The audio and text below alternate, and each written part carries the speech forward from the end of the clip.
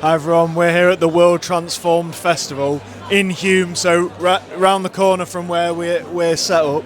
We're here to watch Jeremy Corbyn and Zarah Sultana talking about your party, which is offering an alternative to both Labour and the Greens. We're going to hear what they have to say about their hopes for the future and how they're going to appeal to left-wing voters in general.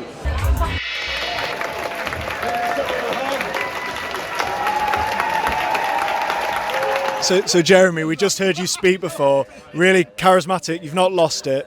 I was just wondering what you lost. What? Lost the charisma. You're still able to reach people. I think still make people feel kind of passionate about politics. And my question for you is, what do you think is the key communication strategy or the key to reach people who feel that politics has let them down? How are you intending to reach them? People feel very disillusioned, very ignored, and very left out of things. And they see communities disintegrating, jobs disappearing, and the problems of social housing and all the rest just getting worse and worse and bigger and bigger. And all they see is three parties offering a triopoly of ideas. We've got to offer something different, and that's where your party comes in. It's going to be democratic, it's going to be community-based, and it's going to be a place that I want to be a campaigning base, not a place just for internal debate. We've got to be out there doing the campaigning, mobilising people. That's the answer to Farage and the far right. They offer nothing but hate, nothing but blaming refugees for problems that they never created. So let's build a sense of community and strength. And you know what? It's like when you're in a strike. You all go down the road together. When you win, wow, you're so powerful. So let's win, okay? Yeah, great. Thanks so much for your time. Hi everyone, I'm here with Zarah Sultana, who's just spoken at the World Transformed Festival. You had a really great speech and you gave us a lot of hope for the future.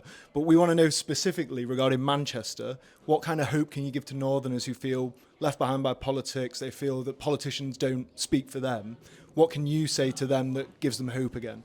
The past 15 years has brought austerity and devastation to communities across the country, including in Manchester, where people have seen their libraries closed down, their community centres closed down. Young people who go to university are saddled with student debt. People are really struggling to find jobs that pay enough to cover the bills at the end of the month. So life is getting harder while the super rich in this country get richer and richer. And when at the end of the month, people's bills drop through the letterbox and they see more expensive bills, they also see energy companies reporting record profits. So clearly the system isn't working for working class people. It's perfectly designed for the super rich. And in our country, when people say we don't have money for the NHS, we don't have money for housing, we don't have money for education, it's absolute bullshit. The money is there. If you look at the fact that the richest 50 families in this country hold more wealth than half the population, you know that a wealth tax is common sense. And public opinion is on our side when it comes to wealth tax, when it comes to nationalising our utilities, when it comes to investing in our public services. We just need politicians to represent the public, and we don't have that in our country. What we are building with Jeremy, with hundreds of thousands of people across the country who have expressed an interest, is a new political vehicle that represents our communities, that builds power in our communities, that is led by members and is truly democratic.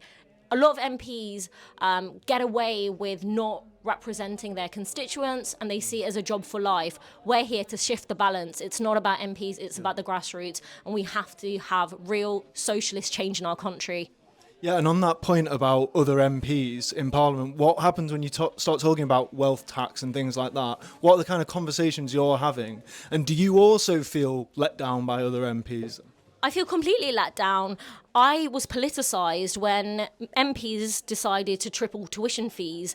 And these were politicians who went to university for free, who got grants from the government to support them with their travel and their expenses at university, only to take away opportunities from me and my generation and subsequent generations. When I graduated, I had over £50,000 of student debt, and that was growing yearly with interest. And now we have multiple generations of young people who are saddled with this debt, who are unable to find good quality jobs that they were promised, because we were told you go to university, you get a good degree, and then everything's sorted, and it's a complete lie. So the social contract has broken. We're here to fix it, to say that we can build an economy where people have good quality jobs, green jobs, unionized jobs, where we build houses that people don't give half of their income to a landlord and are struggling. So we can have a very different vision of society that is also built on a good life. Why should you constantly be working 2-3 jobs just to pay the bills? Why can't we have a 3-day weekend? Why can't we have more green spaces? Why can't we have more houses so people don't have to struggle to find a roof over their heads? These are things that we can have, and we've been told for far too long it's impossible, it will never happen. And that cynicism is entrenched in some places. So we've got to do the work of knocking on doors and talking to people, because we can do this. Our history shows it. The NHS didn't just, magically appear. Working class people fought for that. Trade unions fought for the rights that we have at work. Politicians never just give things. The political elite never just give things out of the goodness of their heart. They're fought for through struggles, through communities, through trade unions. And right now we have a very dangerous political moment that we are all facing, where, as polls currently stand, Nigel Farage will be our Prime Minister. And this is a guy who pretends he's a man of the working class, but he represents big business, the arms industry. He will push for more deregulation, more privatization, more cuts, and it will be working class families who pay the price for that, because he's a millionaire. He doesn't give a shit. So we have to expose the lies, present a vision of hope, and show people that actually we can deliver for them, because for far too long politicians have lied and they've only cared about themselves. Thanks so much for your time, Sarah. Just one last question for you, which is, your party's had quite a turbulent start, but do you see hope for the next general election? How do you see the future of your party? We've had teething issues, but a project like this, building a new political party, has never been done before. So it was never going to be easy. And for me, the priority has always been to making sure and ensuring that democracy is at the heart of what we're building, because it's not about building another Labour Party. It's not about, recreating something that already exists. We need to make sure that members have a voice, that we represent the grassroots, that we are pushing for all the policies people care about, against war, against genocide, for renationalisation, for investment in our public services. We need to address people's concerns and their material realities. The cost of living is obviously a major priority, but people really care about the fact that our government's complicit in genocide. What will we do to making sure that never happens again? These are fundamental questions. So we're here to learn from the lessons of the past few weeks, ensure that transparency, accountability and democracy are at the heart of this political project, and we want people to get involved. We need people to be part of this journey, and actually I think more and more people are taking interest because they're having to confront these issues. Great. I think that answer will really speak to people. Do you have any final words for Northerners, Mancunians, who might be thinking about your party, might be disaffected with Labour, might have voted for Labour? What would you say to them? I would say that it is not enough to just be angry. And of course we should be angry. We see high levels of child poverty, we see high levels of inequality, and we see the super rich laughing at us because they're profiting off this misery. But we have to channel that into action. We need to feed that anger and that hope into a political project that will change society. And we have an opportunity through your party to stop Nigel Farage from gaining power, to stop the far right in their tracks, but also to fundamentally change the country that we're in. And we can do it, and we must do it, because there simply isn't another choice. Amazing. Thanks so much. Thank you. Thank you so much. So we've just seen your party, Jeremy Corbyn and Zarah Sultana, in action in Manchester.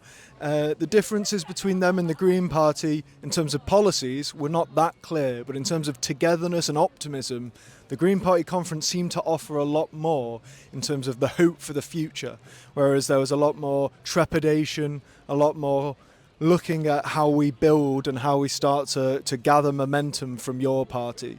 So looking at the difference between the two at the minute, it seems like the Greens are off to a big head start. I thought that Jeremy Corbyn still has a lot of charisma, clearly. He can still get an audience going. He still offers a lot in terms of his ability to speak to the people. Zarah Sultana did a good job as well, but I still think that she's young. She's got plenty to learn in terms of how you authentically reach people, but your party is offering, I think, an alternative vision to other left-wing parties.